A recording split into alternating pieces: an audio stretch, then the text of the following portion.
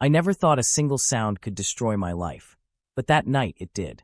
I was sitting at my desk, finishing some late work, when I heard Grace's phone buzzing in the living room. I didn't think much of it at first, but then the call connected on speaker by mistake, and I heard a man's voice.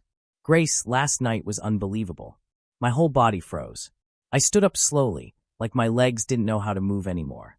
I walked toward the phone, and Daniel Hartman's voice kept going. I hope you're ready for the director announcement. You earned it. My heart started pounding so loudly, I thought I'd faint. I whispered, What is this? Grace rushed out of the bathroom, grabbed her phone, and ended the call so fast her hand shook. Ethan, listen. Who was that? My voice cracked, and I hated how weak I sounded. You know who it was, she said softly. Your boss. I stepped closer. Why was he talking like that? What did he mean by last night? She swallowed hard. Ethan, please sit down. I'm not sitting, I said. Talk. She closed her eyes. It wasn't what it sounded like. Then tell me what it was. She took a slow breath. It was a strategy. A what? I stared at her like she'd grown another face. A career strategy, she whispered. The competition for the director role was brutal. Daniel hinted that spending one evening with him would secure the position. I blinked. My heartbeat slowed, and everything inside me went quiet.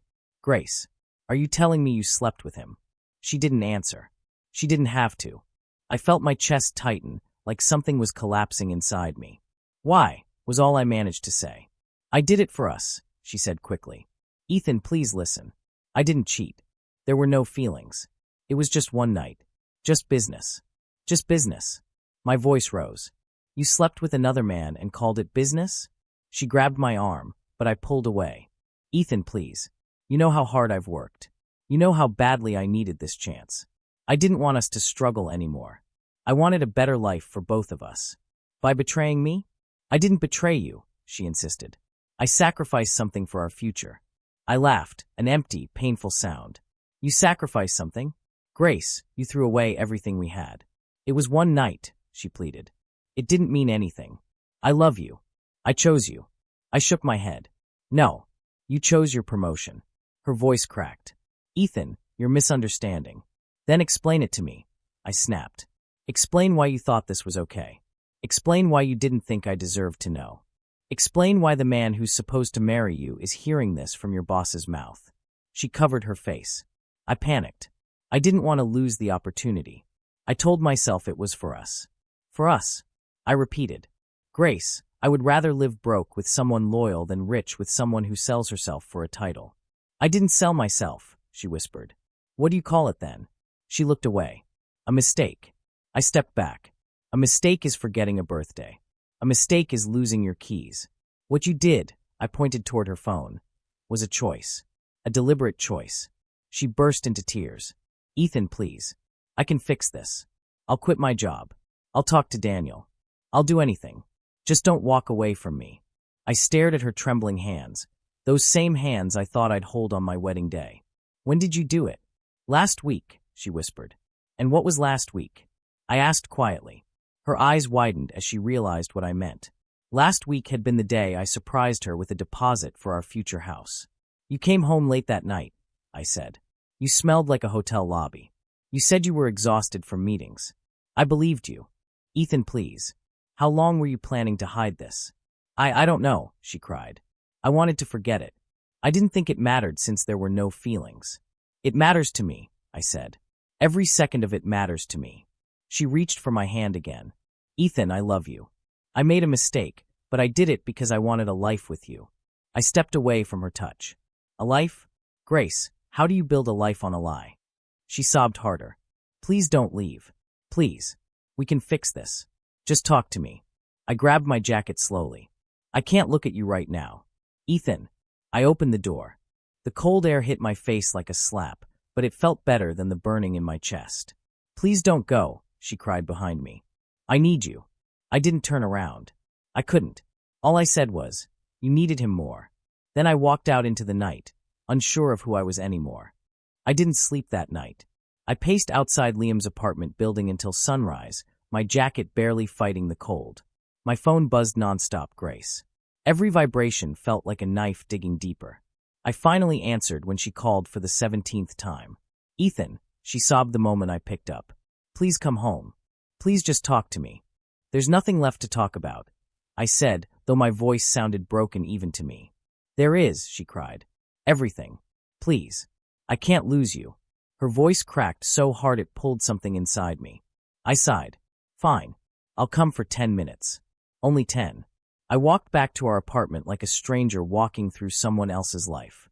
When I opened the door, Grace was sitting on the floor, eyes red and swollen. She shot up the second she saw me. Ethan, thank God. She rushed toward me, but I lifted my hand. She froze. Talk, I said quietly. She wiped her face. I only did it once. Just that one night. That makes it better? I whispered. It doesn't make it worse, she answered. I mean, Ethan, I didn't have an affair. There were no feelings. I didn't cheat on you emotionally. Grace. I stared at her. Sleeping with someone else is cheating. It wasn't like that, she insisted. It was survival. Survival. My chest tightened. Explain. She took a shaky breath. Women in corporate jobs, sometimes we have to sacrifice more. You don't understand how competitive it is. How easy it is to get pushed out. So your solution was to sleep with your boss? I said slowly. That's your version of survival? She flinched. I didn't want to, Ethan. I hated myself for even considering it. But Daniel, he made it clear he could influence things. I asked you a question last night, I said. Why didn't you quit? She hesitated. Because quitting would have put me behind. I worked too hard to start over. And why didn't you tell me? I knew you'd try to stop me, she said. You'd tell me it wasn't worth it. It wasn't. I know that now, she whispered. I rubbed my forehead. So let me get this straight. You didn't tell me because you knew I'd say no. You didn't quit because you didn't want to lose progress. And you went through with it because you wanted a director title. It wasn't about the title, she snapped. It was about not falling behind in life. I stared at her, really stared. And that's when I felt something shift. Falling behind who, Grace? Everyone, she said. My coworkers are getting ahead.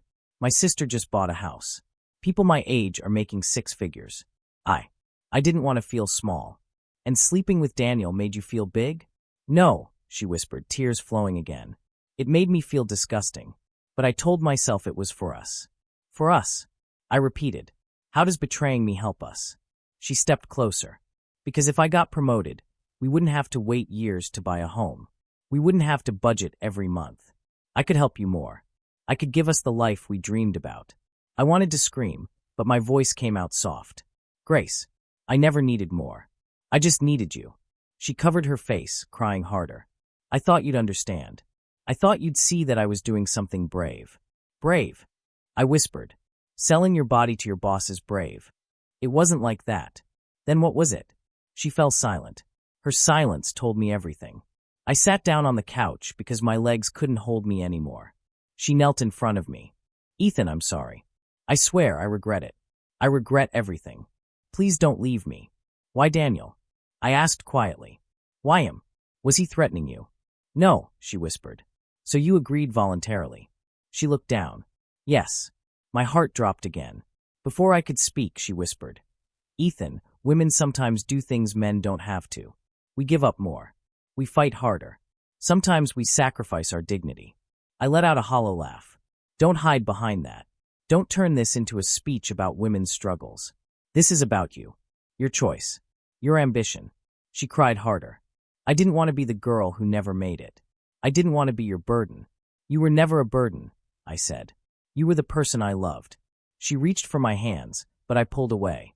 Don't, I whispered. Ethan, please. I'm begging you.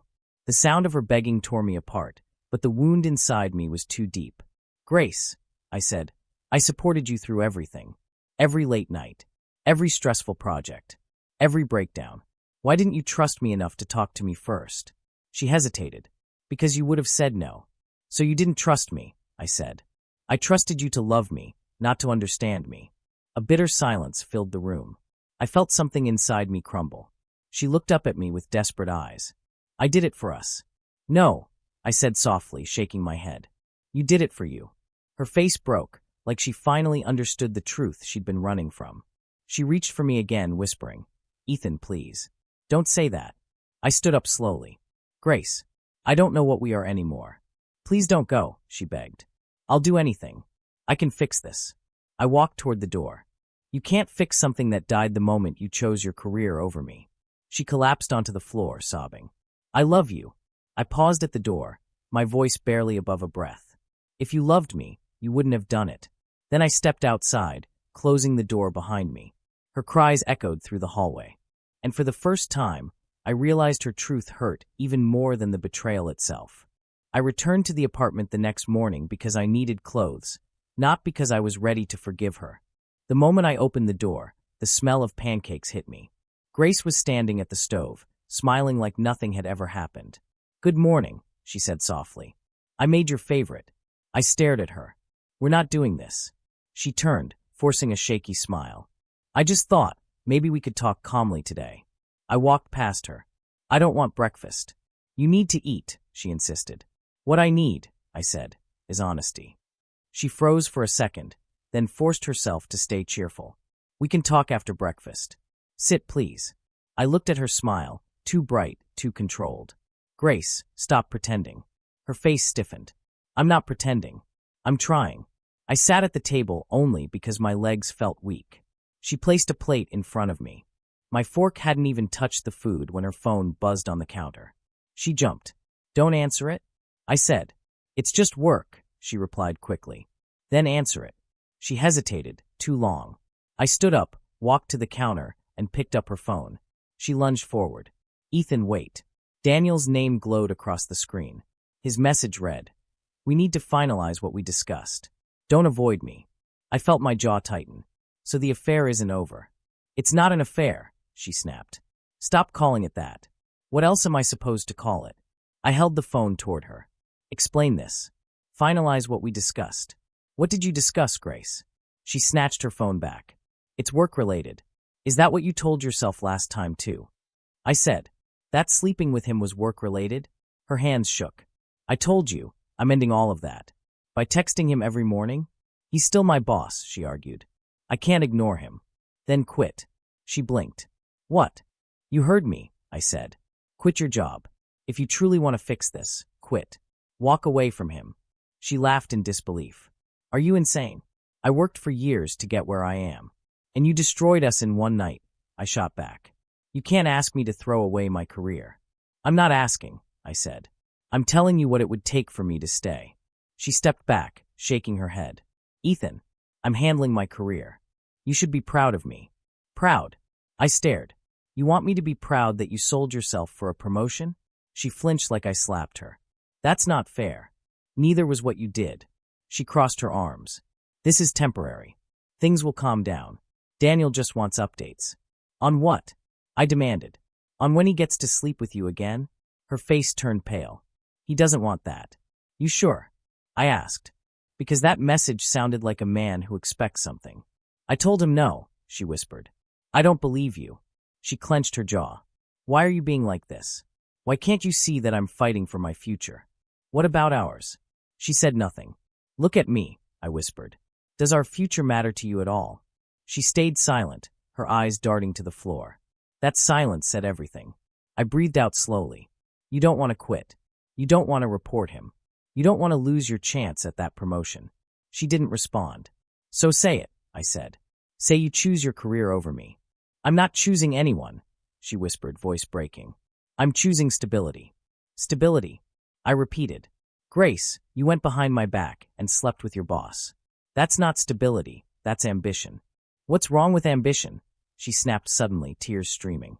I don't want to live paycheck to paycheck forever. I don't want to feel small.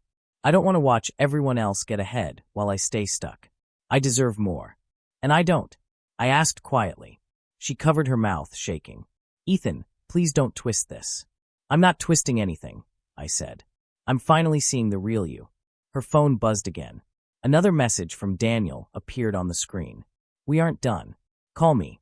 Give me the phone, I said. No, she said, clutching it to her chest. That's it, I whispered. She stepped forward, trembling. Ethan, wait. Please don't do anything crazy. You already did. I walked into our bedroom. She followed, crying. What are you doing? Something I should have done last night, I said, pulling out a suitcase. Ethan, stop. She grabbed my arm. You're overreacting. Overreacting. I turned toward her. I found out my fiancée slept with her boss and is still talking to him, and you think I'm overreacting? I told you. It's handled. It isn't, I said. Because if it was, you would have cut him off. I can't, she screamed. I worked too damn hard to get here. And I loved you too damn much to watch you throw us away, I whispered. She watched in horror as I packed my clothes. Ethan, please stop. Please. We can fix this. I swear, just don't leave. I gave you the chance to choose me, I said. You didn't. Her whole body shook. I choose you. I choose you now. Too late. She grabbed the ring off my dresser and held it out. Don't. Please don't walk out that door. I looked at the ring, our future, our promises, everything I thought was real. Then I placed it gently on the nightstand. Her breath broke. Ethan, please. I stepped past her. She grabbed my arm desperately. Don't leave me. Grace, I whispered. You already left me. The moment you chose him. No, she cried. Ethan, Ethan, please. I shook her off and walked to the door. Ethan, she screamed behind me. But I didn't turn around. The door closed. And for the first time, I felt the weight of the truth. The woman I loved never loved me the same way. Liam opened the door before I even knocked. Damn, man, you look like hell. I feel worse, I muttered, dragging my suitcase inside. He shut the door behind me. You can stay as long as you need. Thanks, I said, my voice barely holding together. He studied my face. Did she say anything after you left? She screamed my name. I sat on his couch, sinking into it like my body had no bones. But I didn't look back. Liam sat across from me. Good. She doesn't deserve your attention. I let out a rough breath. Liam, I can't stop hearing her voice. I can't stop replaying everything. Talk, he said. Whatever's in your head, say it. I rubbed my face. How did I miss it? How did I not see what she was turning into? You were in love, he said simply. Love blinds the smartest people. I laughed bitterly. She said she did it because she didn't want to fall behind. Can you believe that? That's not love, he replied. That's ambition with no soul. I leaned back, staring at the ceiling. I keep wondering if I wasn't enough. If maybe she needed more than what I could give. Stop, Liam said. Don't do that to yourself. Then why did she do it? I whispered. Because she wanted that promotion, he said. Not because of anything you did wrong. I didn't respond. The silence in the room felt heavy. After a moment, Liam asked quietly, You still love her? My voice cracked. Yeah, that's normal. But loving someone doesn't mean you let them destroy you. I closed my eyes. It feels like they already did. He sighed. You're broken right now. But broken isn't dead. I didn't answer. I didn't have the energy to. That night, sleep refused to come. I lay awake on Liam's guest bed, staring at the ceiling while my mind stabbed me with memories. Grace laughing in the kitchen. Grace holding my hand during movies. Grace whispering she loved me. Then Grace whispering to another man in a hotel.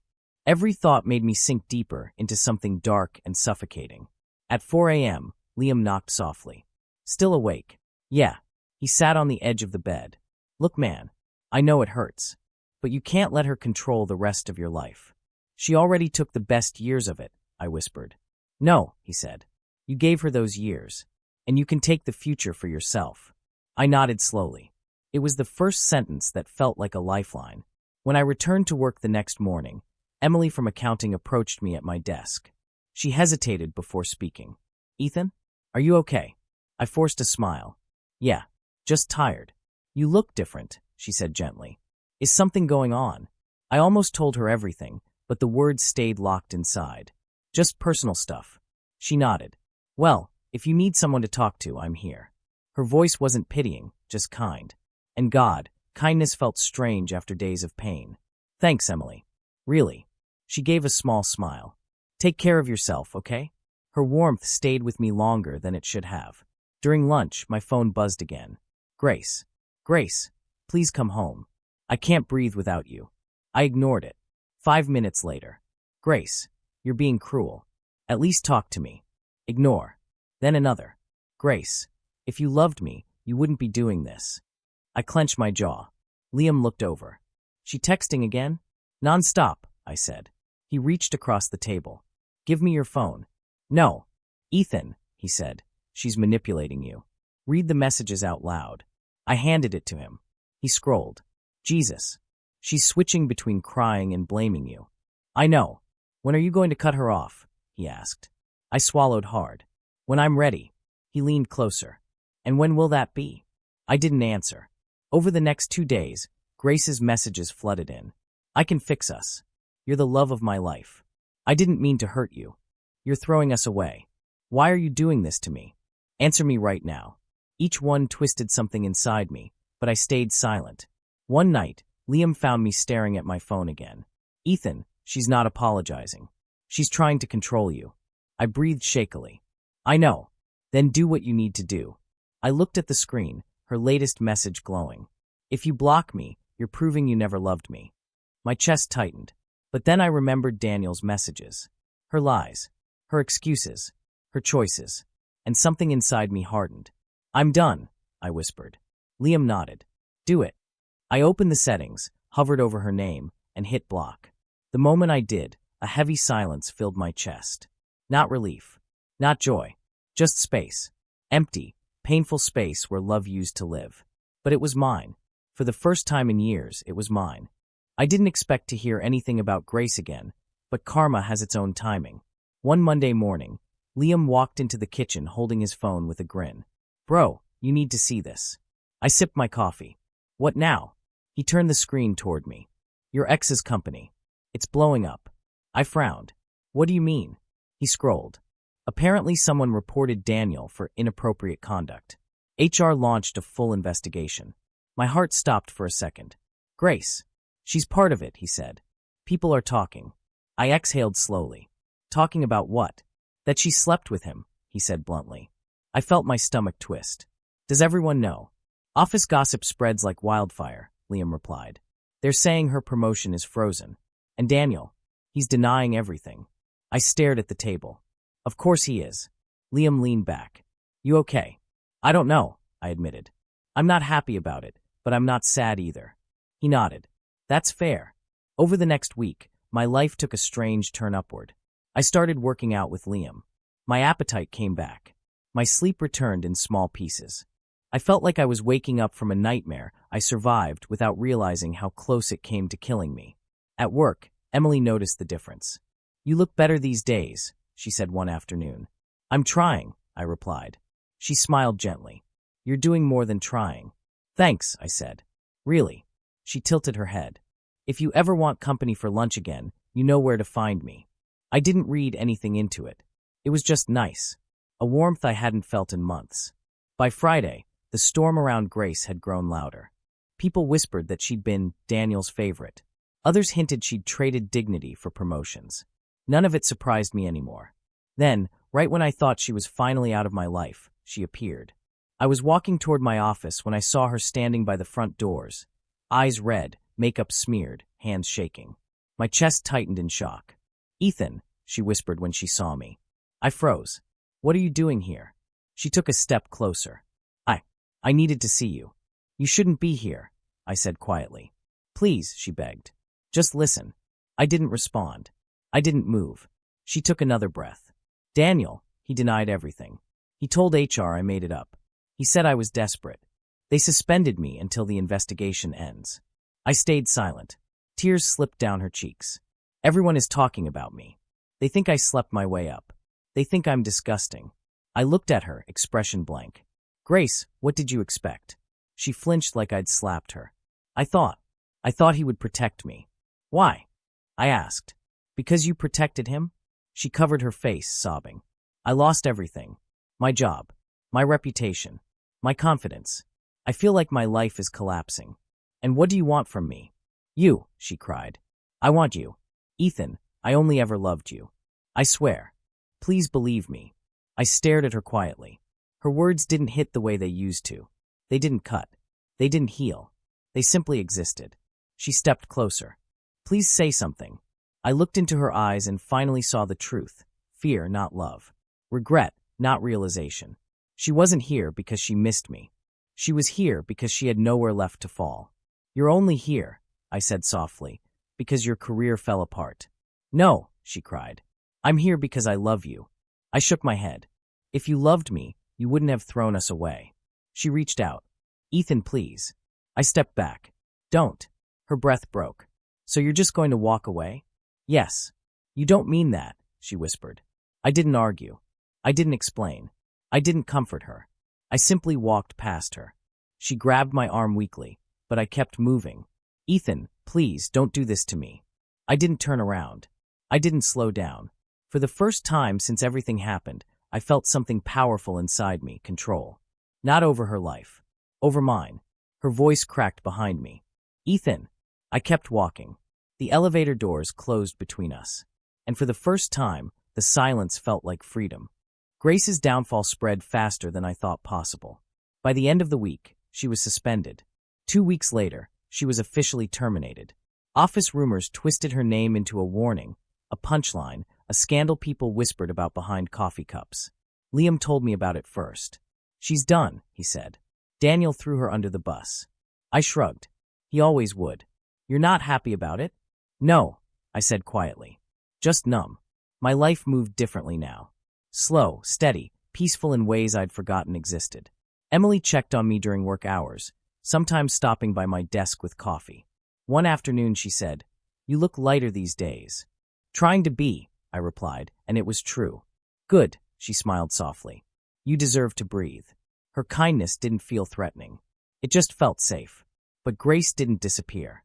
She found new numbers, new emails, new ways to claw back into my life. "Ethan, please talk to me. I'm sorry. I'm so sorry. I lost everything. Please don't let me lose you too. I'll do anything. Just one conversation." I didn't answer. Not because I hated her, because I finally understood the truth. I didn't know her my healing. One night, Liam looked over my shoulder at another message from an unknown number. "She's getting desperate." "I know. You're not tempted to reply?" I shook my head. "No, not anymore." He smiled proudly. "That's growth." Maybe it was. The final confrontation happened on a cold evening after work. I was unlocking my apartment door when I heard fast footsteps behind me. "Ethan, please don't go inside. Please." I turned. Grace stood there, hair messy, eyes swollen, jacket barely clinging to her shoulders. She looked nothing like the polished, ambitious woman I once planned to marry. She looked broken, completely shattered. I sighed. "Grace, go home." "I don't have a home," she cried. "I moved out because I couldn't stay there without you. Everything reminds me of you." I didn't respond. She stepped closer. "Why won't you talk to me?" "Because nothing you say changes what happened." "I ruined my life," she shouted. "I lost my job, my reputation, my future. Isn't that enough punishment? Haven't I suffered enough?" "This wasn't punishment," I said softly. "This was consequence." She shook her head violently. No, I only did what I thought was right at the time. I thought I was helping us." "You weren't helping us," I said. "You were helping yourself." She staggered back like the words were bullets. "Don't say that. Please don't say that. It's the truth." She wrapped her arms around herself. "Ethan, I wake up every morning choking on regret. I can't breathe knowing I threw away the one person who ever loved me. I can't live with myself. That's not my burden anymore," I whispered. Her tears spilled again. Did you ever love me? Or did I imagine that?" I stared at her. For once, I didn't choke on the answer. "I did," I said. "More than myself." Her breath hitched. "Then why can't you forgive me?" "Because you didn't love me more than your career," I said. "You didn't choose me when it mattered." She shook her head. "I chose wrong. I know that now. I was stupid, blind, selfish. Just tell me what to do. Tell me how to fix us. I'll do anything. There is no us to fix." Her knees buckled, and she collapsed on the hallway floor, sobbing uncontrollably. "Don't say that, please don't say that. I can be better. I can change. I'll spend the rest of my life making this right." "Grace," I said gently, "I'm not the man who forgives everything anymore." She looked up, eyes wide with disbelief, like she didn't recognize me. Because she didn't. She had expected the old Ethan, the one who swallowed every hurt, who bent until he broke, who loved her more than he respected himself. She wasn't ready for the man who finally chose himself. She reached for my leg. Please don't close the door. Don't walk away from me. I can't lose you." "You already did," I whispered. She cried harder. "Ethan, I'm begging you." "I know," I said. "But I can't save you from the choices you made." She clung to my ankle. "I need you." I gently pulled free. "I needed you too. And you weren't there." Her sobs echoed down the hallway as I stepped inside. "Ethan," she screamed. Please. I paused for a moment, one heartbeat of silence. Then I closed the door. It clicked softly. Final. Not cruel. Not angry. Just done. Behind it, her cries faded into something distant. Inside, for the first time in a long time, I felt a strange and quiet peace. The past was on the other side of that door, and I wasn't going back. Months passed quietly, almost gently, like life was finally giving me space to breathe. The pain didn't disappear overnight. Some days it clung to me like a shadow, but it no longer controlled me. It no longer defined who I was. One morning, Liam sat across from me at breakfast. You look different, man. Different how? I asked, sipping my coffee. Like someone who survived something big, he said. Someone who figured himself out. I breathed out slowly. I'm trying. You're doing more than trying, he said. You're healing. Healing. I never thought the word would apply to me again. My time with Emily grew naturally, without pressure or expectations. We talked during lunch, walked to our cars together after work, laughed about small things. She didn't treat me like someone broken. She didn't try to fix me. She just existed beside me in the quietest, kindest way.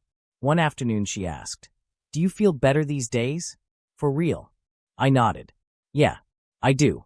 She studied my face. Good. I hoped you would. Why? I asked softly. Because you deserve peace, she said. And maybe also because I enjoy seeing you smile. I felt something warm in my chest, nothing overwhelming, nothing dangerous. Just hope. I like talking to you, I admitted. Emily smiled. Then keep talking. We didn't label anything. We didn't rush. There was no pressure, no desperation. For the first time in a long time, I wasn't afraid of love. I wasn't chasing it. I was letting it return in its own time. Meanwhile, Grace's world continued to crumble. Liam showed me an article one morning. They exposed Daniel.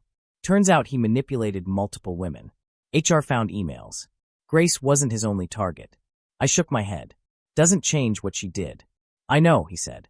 But it explains the storm she walked into. It doesn't excuse it. No, he agreed. It doesn't. Grace stayed unemployed. People distanced themselves. Her friends vanished. Her apartment went up for rent online. Every sign pointed to someone losing everything piece by piece. I didn't check on her. I didn't ask about her. But I heard enough through co-workers and mutual contacts. Some nights, I felt a tug of sadness. Not for the relationship, but for the person I once believed she was. That version of her existed only in my memory, and even that memory had faded. One evening after work, Emily and I sat on a bench outside the office as the sun began to set. She nudged me. You're quiet today. Just thinking. About her, she asked gently. No, I said honestly. About me. She smiled. That's a good change. I didn't think I'd ever feel this way again, I said. Calm. Grounded. Alive. Losing someone can do that, she said. It breaks you so you can rebuild better. I looked at her. Do you really think I rebuilt? I think you're still rebuilding, she said. And you're doing a damn good job. I chuckled softly. Thank you, Emily. For what? For not running away from someone who was a mess. She shook her head. You weren't a mess. You were human. I stared at her for a moment. Can I ask you something? Sure. Why did you stay close? I mean, why me? She shrugged lightly. Maybe because I saw a good man hurting. Maybe because I liked who you were, even when you didn't. Her words settled in my chest like a soft weight, warm, steady grounding. Then one night it happened. A new message from an unknown number. I already knew who it was. Grace, I hope you're happy now. I stared at the screen for a long moment. The message wasn't angry. It wasn't manipulative. It was defeated. Hollow. Broken. Liam leaned over from the couch. Another one? Yeah. What's she want now? Closure, I guess. He snorted. After everything she put you through? I don't owe her anything, I said. But I owe myself honesty. I typed slowly, my fingers calm and steady. I am happy. I hit send. Just 2 words. But those 2 words carried months of pain, growth, and acceptance. Later that weekend, I drove to the beach alone. The sky was a soft gray, the waves crashing against the shore with a rhythm that felt like a heartbeat, steady, alive. I walked until the sand felt warm beneath my feet despite the cool wind. Standing there, I whispered to myself, I thought my life ended the day she betrayed me. It was true. Back then, I couldn't imagine a future without her. I couldn't imagine myself surviving the heartbreak. But now, watching the ocean stretch infinitely before me, I realized something profound. It didn't end, I said quietly. It began. I breathed in the salt air, felt it fill my lungs, felt it lift my chest. I didn't lose anything that day. I escaped. All the pain, all the confusion, all the betrayal, it led me here. To clarity, to strength, to a version of myself I hadn't known existed. Behind me was the past, a closed door. Ahead of me was everything else. A new beginning, a new future, a new me. And for the first time in a long time, I stepped forward without fear.